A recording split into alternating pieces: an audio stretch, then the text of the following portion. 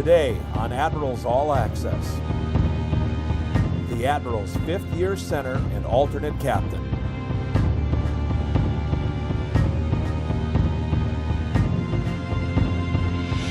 Tough, gritty, and hard-working are all superlatives used to describe the team's four-time Man of the Year. We'll take a peek at the life of Mark Van Gilder on and off the ice next on Admirals All Access.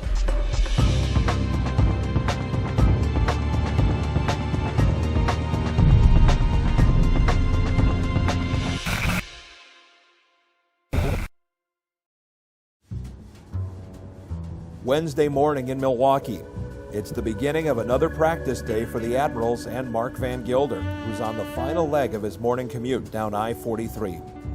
Well, living up in Mequon this year and last year. Nice peaceful drive in.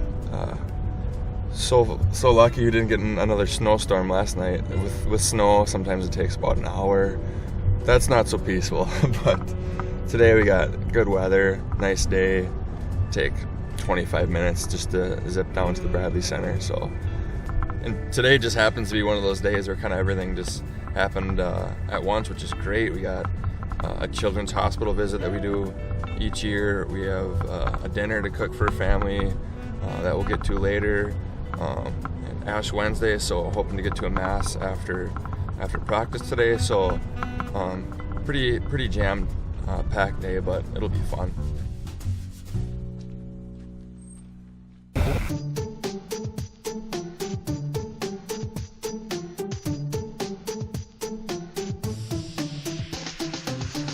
During high school, the Roseville, Minnesota native was an all-state athlete in 3 different sports: football, hockey, and lacrosse, but it was the ice that ultimately captured Van Gilder's focus. The thing I love about the game is when I was a kid, it was just as much off the ice as on the ice. Like me and my buddies playing roller hockey, playing in the backyard.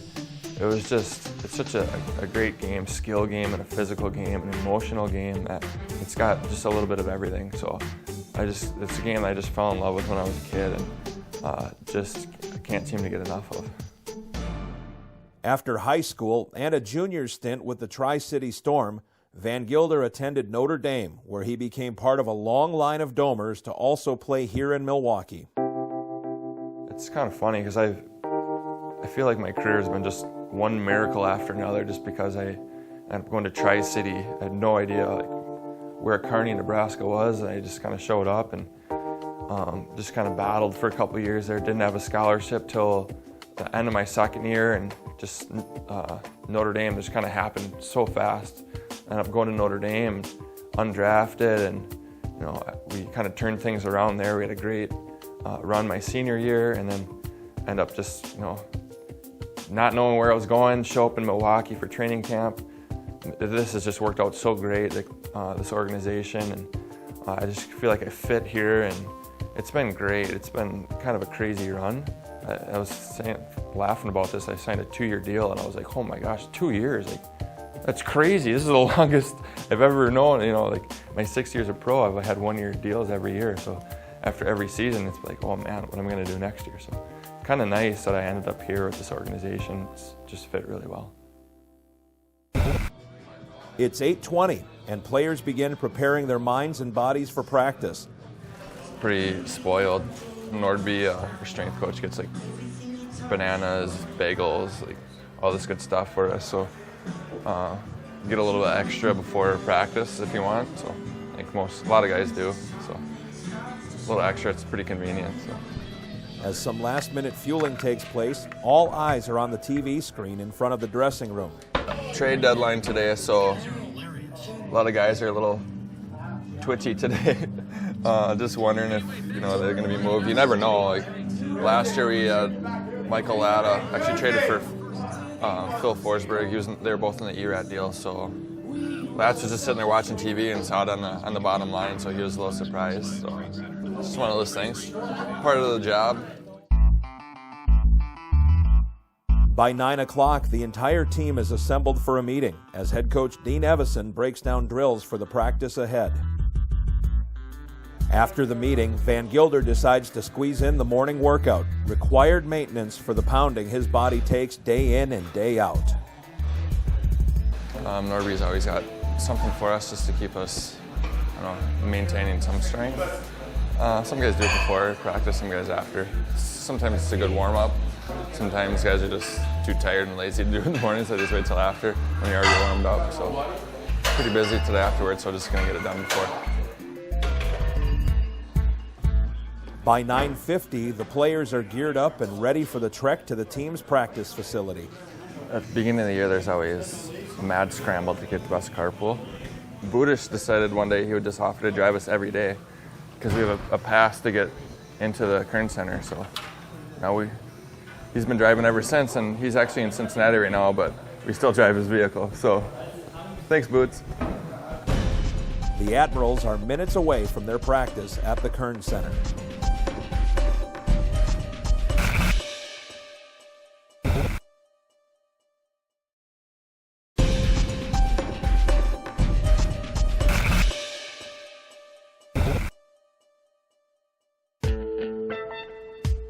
It's 10 a.m. and players take the Kern Center ice for practice.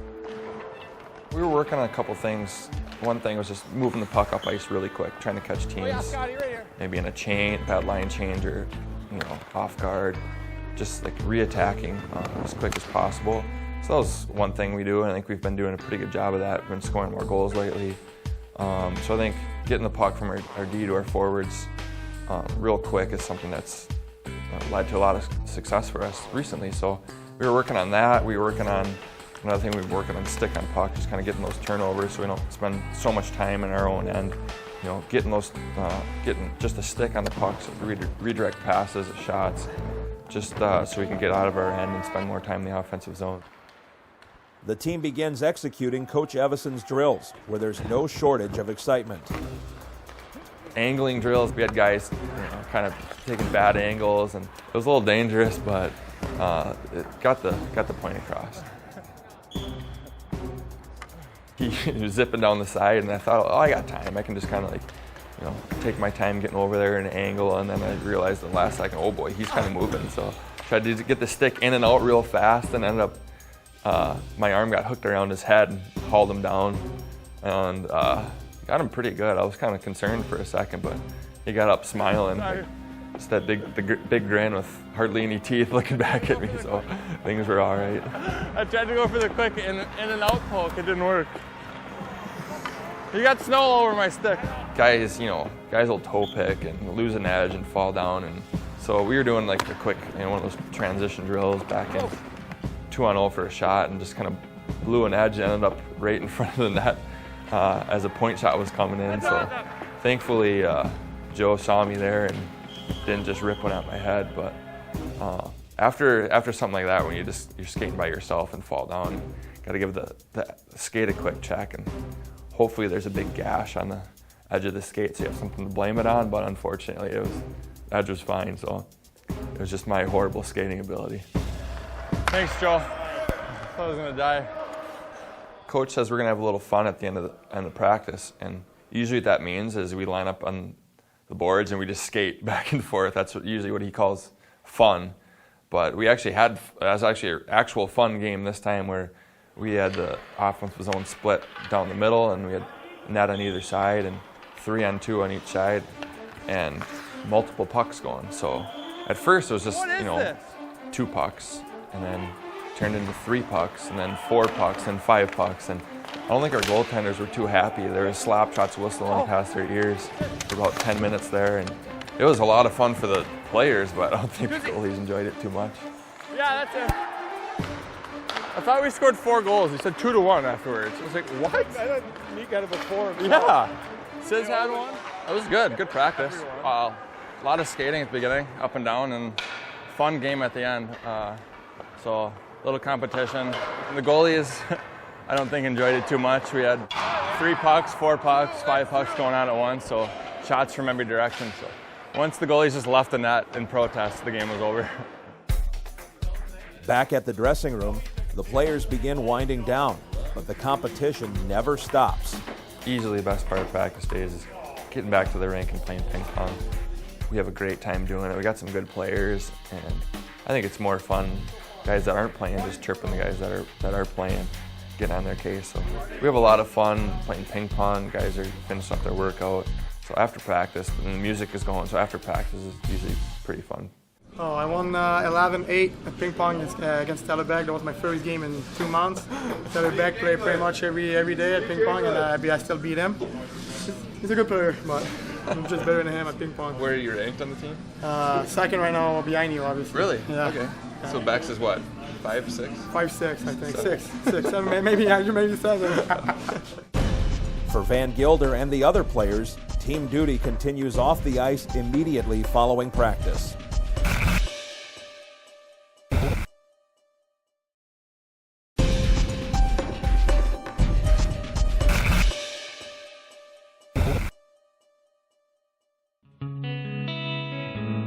For Admirals forward Mark Van Gilder, faith is an important aspect of his life on and off the ice. I think I decided at some point in my life, maybe after juniors or in college, that I'm not just going to say I'm Catholic and then just kind of, go through the motions or just pick and choose what I feel like doing. I kind of decided, if this is what I'm going to say I am, this is what I'm going to have my decisions, my actions reflect. So I don't really like the whole in-your-face kind of thing. I think everyone's raised differently, everyone has different backgrounds, beliefs. I don't want to be that guy, but at the same time, I'm proud of my faith, and I think just like you see a great movie, you don't just keep it to yourself. You want to tell all your friends about it. Like, hey, check this out. Like, this is awesome.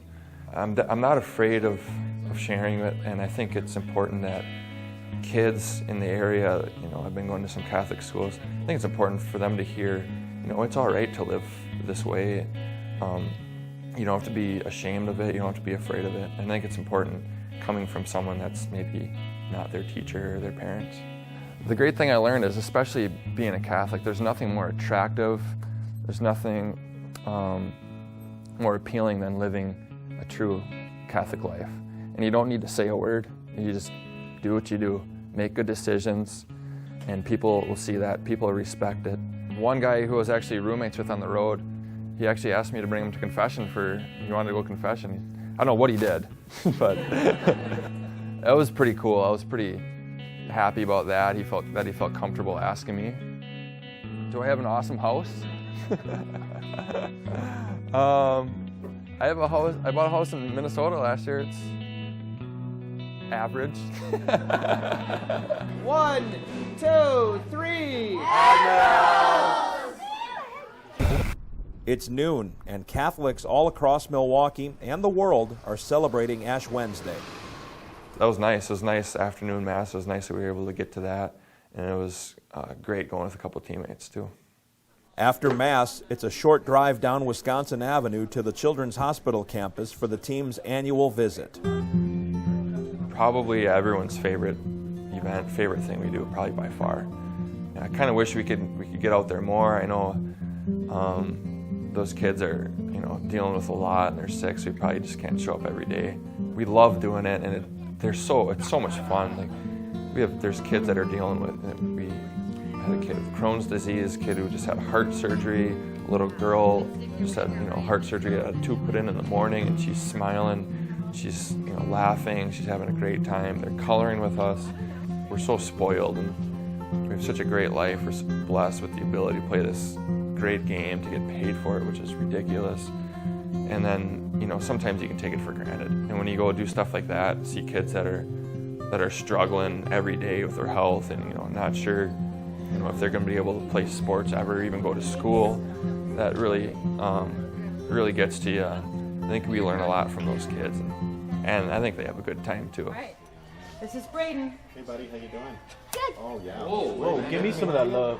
Don't leave me hanging. Ah! Oh! So you don't really see guys around, kids very often, and you're not really too sure how it's gonna turn out. But man, I think it was awesome. Like how guys like Leambus and Ford, Joe, Pascoal, like all these guys, Taylor Back, all these guys who are so great with these kids, and just like getting them involved, you know, lifting their spirits, like telling jokes, just making fun of ourselves, you know, and it was pretty awesome to see guys in that like context a little different, because we spent so much time just with each other and traveling and on the bus. It's kind of a unique situation being around kids like that, and seeing how great guys were with the youngsters is pretty fun for me, and I think they had a good time, and we probably had more fun than they did. I could do this every day. Just hang out with these guys in color, not bad. With a big dinner party still ahead, the Admirals veteran once again switches gears as his busy day continues.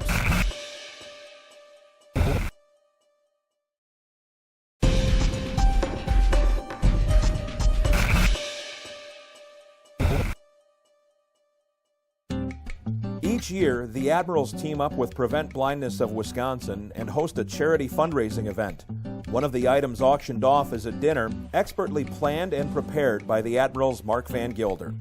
Last year, Charlie Larson approached me and Ben Ryan and asked us, would you guys be interested in, you know, doing a dinner, like auctioning off, like you guys making dinner for someone? And we had a great time. It was awesome. We put together a meal, and it raised a lot of money for the Prevent Blindness. So we did again this year, and we had, 2 or 3 months to prepare. Obviously, I waited till the day before to figure out what we were making. So I just, you know, shot a text to Fordo and Joe, and we went head over to the Metro Market. We weren't very organized. We just thought we'd zip around and just kind of grab things as we went. I don't know, the head chef is just kind of letting it be a free-for-all, I think, you know. Gave us the recipes and told us sous chefs to get out there and get stuff for them. All right, Fordo, you do this. Joe, you do this. And Scott's like, all right, I'll get desserts, I'll get meat. You guys get cheese, crackers, and appetizers. So we were a little bit in a hurry, so we kind of didn't have too much time to screw around. This is what you do. You come to the supermarket and you just eat lunch. I don't know. It looks like a little slice of heaven to me. Right here, this is what I'll be picking up. You can't cheat this. Like, this is unbelievable. But we'll come back here. We got to go grease the meat guy first. Let me get 3 pounds of the fresh Atlantic, please. Sure. Yeah, that would be awesome. That's why you go to the butcher. And you get from the butcher and you ask and you shall receive. Would you put just unleaded gas in a Ferrari, right? You got to put the premium in so the body works the best. Look at this. Yeah, we've got some prizes in here. I told them to put extra tape on it so I couldn't get into it until time for dinner. Made 1 full lap. It only took close to 50 minutes, and we only forgot a couple things. We'll get together tomorrow before the dinner and try to make sure we got everything and get everything prepped. So we'll see how it goes. It's 4:30, and the dinner team has exactly 1 hour to prep for the meal ahead. After the Children's Hospital visit, we end up going back to Fordo's place just to get everything ready to go, just so we weren't eating dinner at 8:30, 9 o'clock like we did the previous year. So got, you know, chicken ready, got hummus ready, got everything ready to go for salmon tacos. I think getting everything done close to the same time. Usually when I'm making food for myself, I have trouble doing that. But making food for 13 people, I think, I don't know, maybe might be a bit of a challenge. We'll have salmon tacos done at one time, chicken done another time, potatoes done another time, but we'll figure it out. What? We're just the sous chefs. We're just hanging out, basically getting bossed around is what's happening. As you can tell, I'm peeling the potatoes here, and they're over there talking. Superfood. But we're gonna mix this nice superfood with ranch dressing, so superfood and super tasty after that. I didn't have anything better to do, really, so here I am.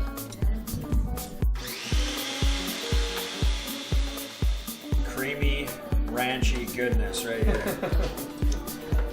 Got a lot of work done, so I think we're ready. We'll find out.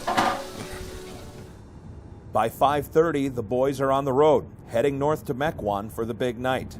Upon arriving at the winning bidder's residence, kitchen attire is distributed and the dinner team gets to work.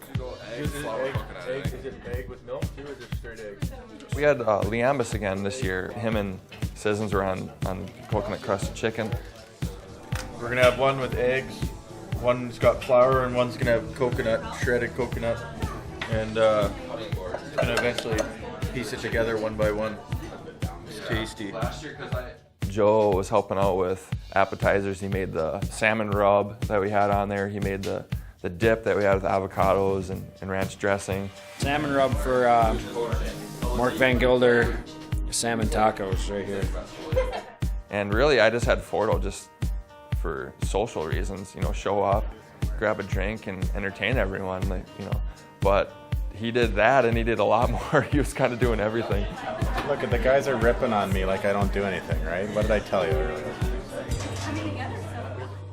The ambitious menu requires some creative use of cooking surfaces, but not all things go as planned. This girl's moving like I do when I wake up in the morning. Slow. It's a little cold right now. We might have a propane issue too. Gonna go find the boss man here. We might just be staying inside because I'm freezing my you-know-what off. Everything went pretty smoothly, I would say, for the most part. I think we had maybe one hiccup was we had the coconut crusted chicken in the oven, and we had one a little bit, we'll call it well done, and one that was perfect. So we ended up just stacking them. We just put the well done, you know, the blackened chicken on the bottom and the nice looking chicken over the top. So it worked out. Food was great. Was it Food good? was fantastic. Yes. Either it was good or they're being really nice. So It was fantastic. I'll take it either way. Great dinner, lots of fun, super group of guys. Not only do we have a great time doing it, like we had a blast tonight, you know, meet some people, have a good time, but also raising money for a great cause. So I'll do this any year I can. So Dinner has been a success and raised valuable funds for a worthy charity. For Mark Van Gilder, lending a hand to those around him is just part of his everyday life. Why? Name just Lamb? Oh, for Lambeau Field?